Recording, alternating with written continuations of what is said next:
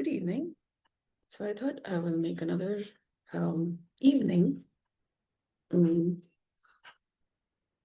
live. Okay. And what I'm doing is another live on Moj. So evening times makes for an interesting physiology. When I'm saying ShriGandha, it has close relationship with our body like a tree, sandalwood tree. Yeah. Ga is also like Gandhara. Yeah. Or Gandagi. Gandaki. Yeah. Sugandha, Durgandha. Ga. So, very closely related with our body. Now, according to the health of the body, ShriGandha is also related with the sandalwood. Yeah. And when we are all basically like the sandalwood tree is a root parasite, just like human beings. Uh, we are dependent on a mother in the womb. Once outside, we're dependent on a lot of people, caretakers, somebody to feed, somebody to care enough that we are inspired enough to live and continue living and thriving when conditions are all good enough, like a root parasite. The Shrigandha takes support of other trees or other plants in the environment, mahogany, different kinds of trees, Milia dubia. Milia dubia has a stronger heartwood, so there is more support from which then grow. So depending on what's the connection, what's the support taken, accordingly is the health of growth. So it's also values. So Shrigandha, according to what is best use of available resources. So according to values that's available, it takes a support and grows. So every human being is like that. We take support of available and accordingly is our growth. And now that we have a body that's human, we are alive, we can walk on our 2 feet, which means we have come a long way in being surviving, living, thriving, however, by taking different support. And we have a body that's human that also makes gandhas.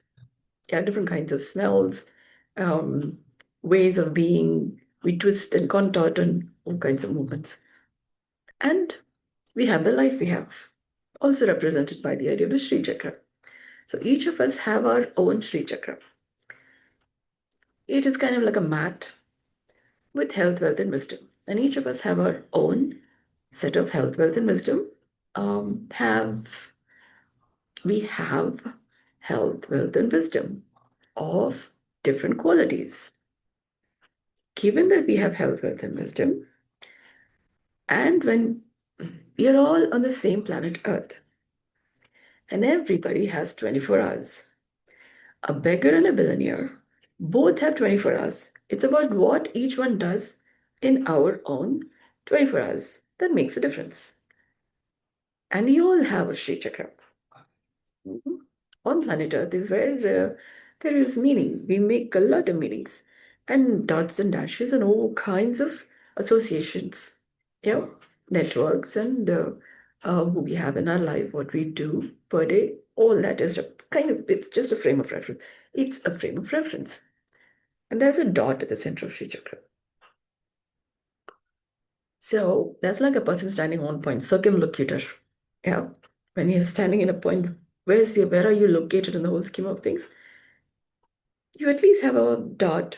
It's at least your life. So, if do you see yourself at the center of your own Sri Chakra? And then it is about how is your relationship? How's the drama versus winner triad? What kind of genre of movie do you have? What's the quality of the story that is your movie in life, your theater? And consequently, how are things showing up? What are the opportunities there? How inspired are you? What do you do? So, when we say Shrigandha, the experience of the body in the morning and in the evening are different.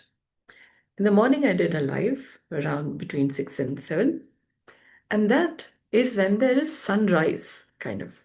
you know, and sunrise light has an effect on the body that is different versus in the evening after sunset. Yeah. When it's more nightshade, yeah, moonlight, depending on the phase of the moon.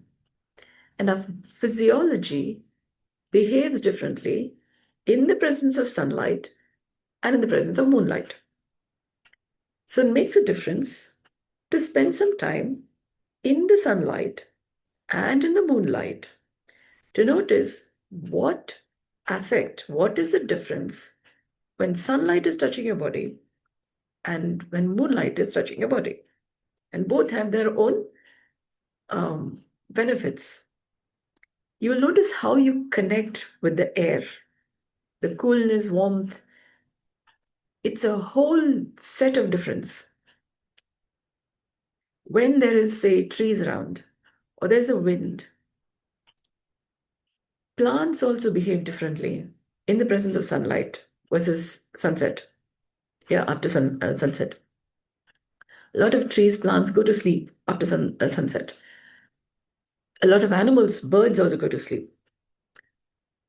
And the air is different because so many organisms have gone to sleep and are having their slumber, a little bit of hibernation before the next day the sunlight is on and they're, oh.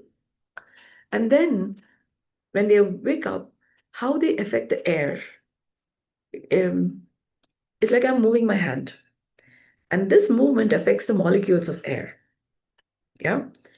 When trees and plants are sleeping, they don't make as much movement. They make sleeping movement. And when they wake up and they are going about their daily activities, they affect the molecules of air differently. And so when we are standing in the sunlight and we experience a breeze, that breeze is also coming from how different trees and plants and animals are moving. That affects the molecules of air that then we have a little experience of. Yeah. Nighttime, after sun, in moonlight or in nightlight, mm, the air feels different. You will have to just feel your skin, whether or not you're inside the room or outside the room, like facing air. You experience the environment, nighttime versus daytime, differently when you're aware of how does air feel on your skin. And that is one of the benefits of being aware of your body physiology, at least your skin.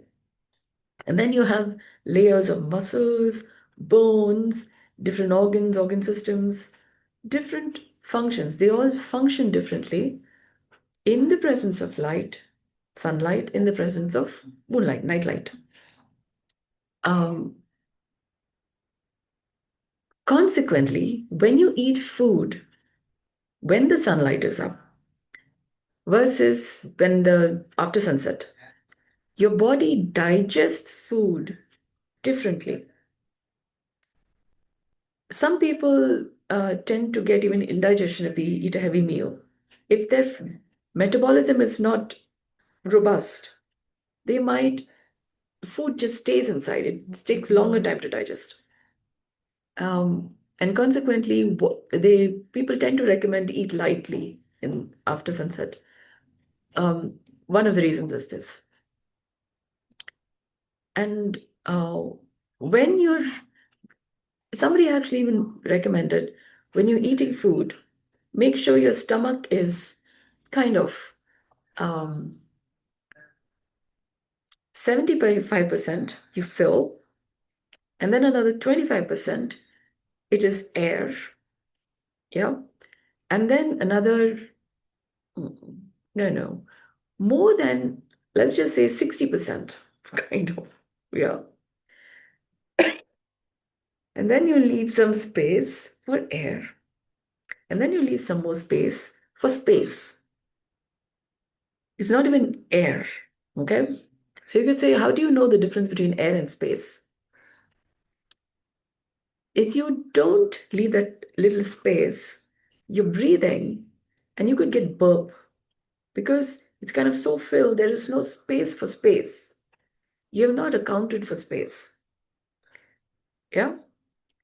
You will only know the difference when you've kind of filled up your stomach like 75%, kind of, or more than that.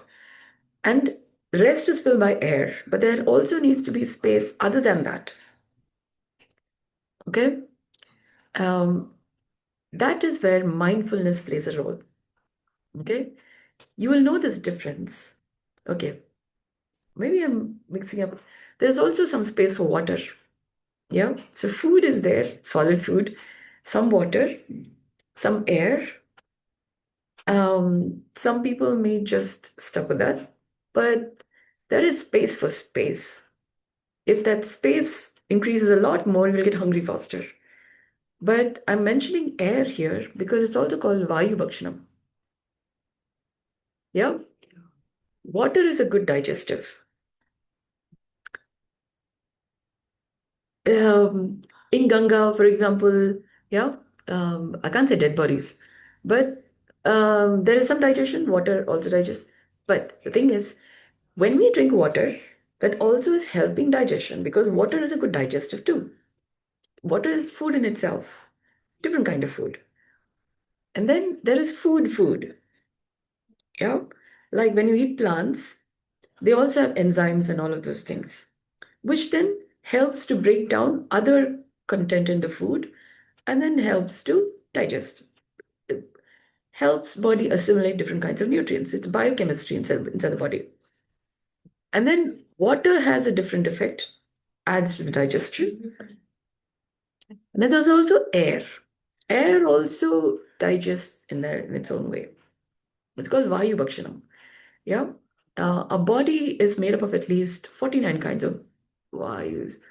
Okay, let's just say Google will talk about 10 Vayus, 5 Vayus, and 5 Upavayus. There's at least a list. But then that's like listing body has respiratory system, cardio, circulatory system, endocrine system. It's like just, it's a topical list. How that shows up in the body is you can count up to 400 or more than that. How do this 10 show up in the body? Could be up to 400 or more. So it's a math. Yeah. So our body is quite unique, very interesting composition. What an engineering, if you think of your architecture, and you can study all the different science that is there from just studying the human body. For example, you can learn about construction, you can learn about cooking, you can learn about art and craft, you can learn about space science, microscope, telescope, yeah, light, magnetism, what have you, accounts. What all subjects you study in school will have a reference with the human body because it's quite a science on how the human body formed. It's quite a marvel. So clearly, I'm very fascinated by the human body. Yeah. So which is also why I call it as ShriGandha thoughtlines. Because the human body didn't just form overnight. It took several cycles of evolution. So I will leave you with that thought line. Um, I'm just getting into the habit of making formal webinars, kind of how that look like, but some things needs to be said, heard, discussed, and then it becomes easier for us to have a better health, wealth, wisdom. Have a better humanity across boundaries. We can understand why another person may be facing challenges. We're all on the same planet Earth since some time. So it helps to bring a better understanding of who I am, everybody else is, what kind of challenges we may be facing, and what we can do to support each other. Yeah. Thank you so much for your kind interest. I hope this has been of value to you. Good day.